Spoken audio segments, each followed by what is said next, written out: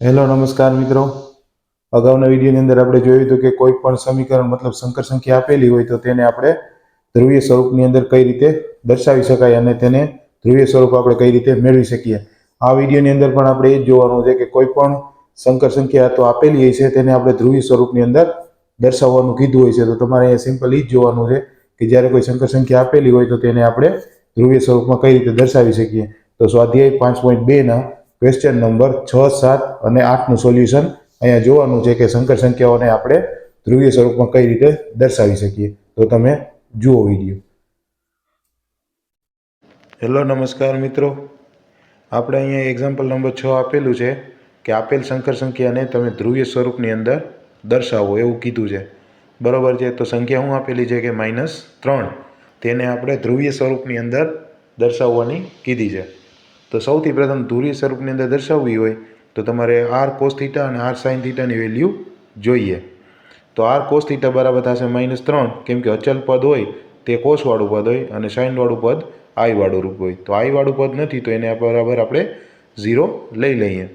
હવે બંનેનો વર્ગ કરતા અને બેય વર્ગને સરવાળો લેતા, તો વર્ગ કરતા અને ઉમેરતા હવે શું થશે કે r વર્ગ cos θ cos વર્ગ θ પ્લસ r વર્ગ sin વર્ગ θ ઇઝ ઇક્વલ ટુ -3નો સ્ક્વેર અને 0નો સ્ક્વેર 0 એટલે એનો કંઈ જરૂરી નથી। તો અહીંયા r વર્ગને તમે કોમન કાઢી લ્યો તો cos વર્ગ θ પ્લસ sin વર્ગ θ ઇઝ ઇક્વલ ટુ 9, બરાબર છે। તો અહીંયા શું સમેશનમાં મળશે r વર્ગ બરાબર 9। તો તમે 9નું કાઢો તમે અંડરરૂટ તો મળશે તમને 3, તો r ઇઝ ઇક્વલ ટુ 3। એવી જ રીતે 3 cos θ ઇઝ ઇક્વલ ટુ -3 અને 3 sin θ ઇઝ ઇક્વલ ટુ 0, કેમ કે આપણે આરની વેલ્યુ 3 અહીંયા મળી ગઈ છે। તો cos θ ઇઝ ઇક્વલ ટુ -3/3 એટલે બરાબર આવશે -1 અને sin θ ઇઝ ઇક્વલ ટુ 0। હવે એ બે વેલ્યુ આપણને મળી ગઈ તો θ ઇઝ ઇક્વલ ટુ π, કેમ કે 0ની વેલ્યુ અને -1ની વેલ્યુ ક્યાં થાય બે હરકી તો પાઈમાં। તો -3 is equal to r cos θ plus r sin θ, i r sin θ, કેમ કે આપણે i સ્વરૂપની અંદર દર્શાવવું પડશે ધ્રુવીય સ્વરૂપમાં। હવે તમે જુઓ તો 3 × cos π પ્લસ i 3 sin θ, તો તમે અહીંયા શું લખશો cos π plus i sin π, okay, જે માંગેલ ધ્રુવીય સ્વરૂપ છે, ઓકે। હવે તમે અહીંયા જોવા જશો, હવે અહીંયા એક્ઝામ્પલ નંબર 7 આપેલું છે કે જેની અંદર કીધું છે કે આપણે આ જે નીચેની સંકર સંખ્યા આપેલી છે તેને ધ્રુવીય સ્વરૂપની અંદર સિમ્પલ દર્શાવવાની કીધી છે। તો આપણે સૌથી પહેલાં cos θ અને sin θ ની વેલ્યુ લઈ લેવાની।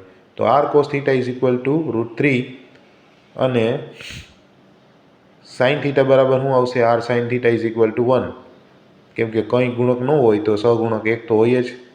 તો બંનેનો વર્ગ કરતા અને બંનેનો વર્ગનો સરવાળો લેતા, તો વર્ગ કરતા અને ઉમેરતા, બરાબર છે। હવે આપણે r વર્ગ cos વર્ગ θ પ્લસ r વર્ગ sin વર્ગ θ એ થશે ઇઝ ઇક્વલ ટુ શું થશે તો કે √3નો સ્ક્વેર પ્લસ 1નો સ્ક્વેર, બરાબર છે। તો r વર્ગને અહીંયા તમે કોમન લઈ લ્યો તો થશે cos વર્ગ θ પ્લસ sin વર્ગ θ ઇઝ ઇક્વલ ટુ 3 પ્લસ 1, તો થશે શું તો r વર્ગ બરાબર 4, તો કિંમત શું આવશે તો r ની કિંમત આવશે વર્ગમૂળમાં 4 એટલે કિંમત આવશે 2, તો r ઇઝ ઇક્વલ ટુ 2। તો અહીંયા તમે r cos θ is equal to √3 અને r sin θ is equal to 1, તો 2 sin θ ઇઝ ઇક્વલ ટુ 1।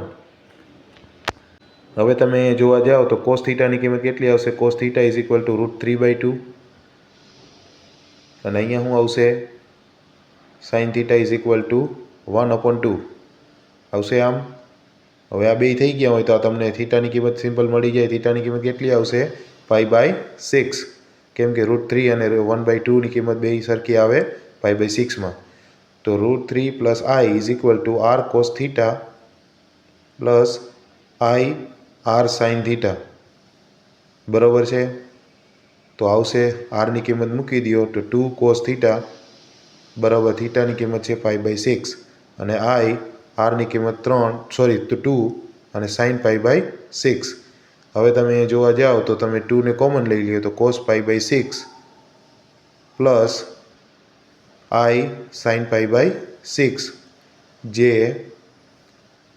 માંગેલ ધ્રુવીય સ્વરૂપ છે. બરાબર છે. હવે તમે જુઓ તો એક્ઝામ્પલ નંબર 8 આપેલો છે કે સંકર સંખ્યાઓને ધ્રુવીય સ્વરૂપની અંદર દર્શાવો. આ છેલ્લો ક્વેશ્ચન છે 5.2 સ્વાધ્યાયનો ક્વેશ્ચન નંબર 8. તો એની અંદર ખાલી I જ આપેલો છે, તો તેને આપણે ધ્રુવીય સ્વરૂપમાં દર્શાવવાનો કીધો છે. તો કોસ થીટા અને સાઇન થીટાની વેલ્યુ આપણે સિમ્પલ અહીંયા લખી લીધી કે કંઈ ન હોય તો 0 હોય કોન્સ્ટન્ટ, અને અહીંયા આપણે I આપેલો છે તે તેનું આપણે 1 લઈ શકીએ. હવે આ તમે બેયનો સરવાળો કરો અને બેયનો વર્ગ લ્યો. તો વર્ગ કરતા અને ઉમેરતા હવે તમે શું થશે r² cos વર્ગ થીટા પ્લસ r² sin વર્ગ થીટા ઇઝ ઇક્વલ ટુ શું થશે તો કે 0નો વર્ગ પ્લસ 1નો વર્ગ થશે આ રીતે.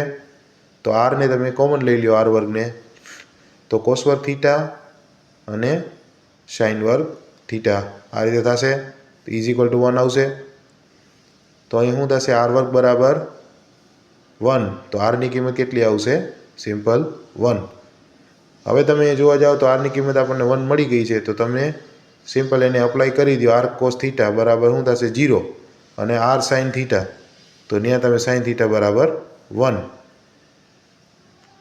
તો 0 અને 1 બે જગ્યાએ કઈ બાજુ આવે તો π/2ની કિંમત જ આપણે જોઈએ તો તે એટલી આવે 0 અને 1.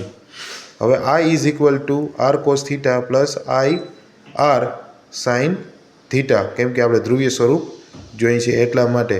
હવે આરની કિંમત તો આપણે ખબર છે 1 છે, એટલે આરની કિંમત મૂકવાની જરૂર નથી.